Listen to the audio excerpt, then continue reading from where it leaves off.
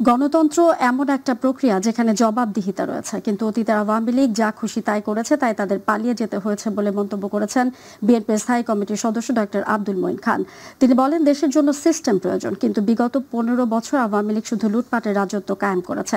রাজধানীর diploma engineering ইনস্টিটিউটে বাংলাদেশ জাতীয়তাবাদী মোটর চালক দলের 15তম প্রতিষ্ঠা বার্ষিকীতে তিনি এসব কথা বলেন। মঈন খান আরও বলেন, 75 সালে জিয়াউর রহমান গণতন্ত্র ফিরিয়ে এনেছিলেন, পরে এরশাদের স্বৈরাচার থেকে খালেদা জিয়া গণতন্ত্র ফিরিয়ে এনেছেন। আমি বলেছিলাম যে আমরা যদি দেশে রাস্তাঘাটের যে ভৌত অবকাঠামো সেটা যদি আমরা তৈরি করে দিতে পারি, বাংলাদেশ নিজে নিজেই উন্নয়ন পথে এগিয়ে যাবে, এবং সেটাই সত্য হয়েছে।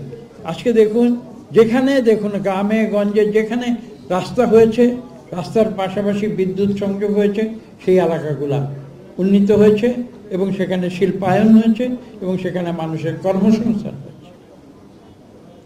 তো কাজেই আজকে আমি এটা বিশ্বাস করি যে বাংলাদেশের উন্নয়নের চাবিকাঠি কিন্তু আজকে মোটর শ্রমিকেরা।